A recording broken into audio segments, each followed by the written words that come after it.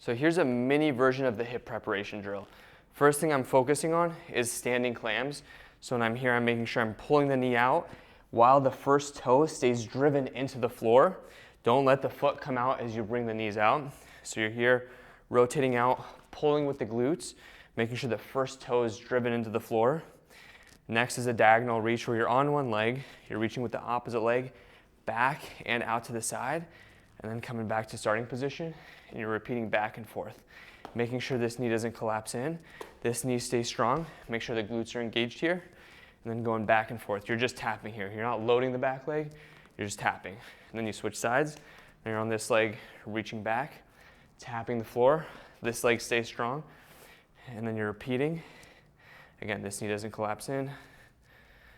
Keep tension on the band the entire time. Don't let this come down to the point where the band slackens, because as you can see, it's gonna drop. Then the last part is just a side step, where you're here, stable on one side, reaching out, tapping, and then coming back. So again, you're staying strong in this leg, the knees doesn't stay out, the knee doesn't come in, stays out. You're going back and forth. Keep tension the entire time. As you can see, if this comes in too close, the band will drop. And the last part, you're stabilizing here, repeating the same thing on the opposite side. So you're going back and forth, making sure this leg stays strong. This is a three-way hip activation drill where I have a band around my ankles, and then I'm going to focus on three different directions here. So first things first, I'm putting all my weight on one side. I'm holding onto some type of stable surface just for balance.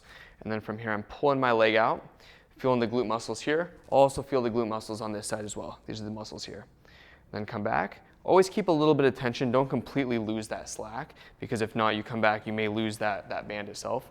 Now the second position is diagonal, where I'm not going out to the side, but I'm coming back a little bit.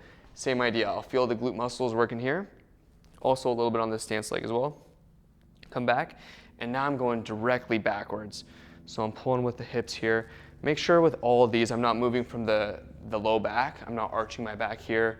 I'm not raising my hip or my pelvis. I'm just focusing on moving at the hip. And then I'm repeating all these again. Again, out to the side, diagonal, and back.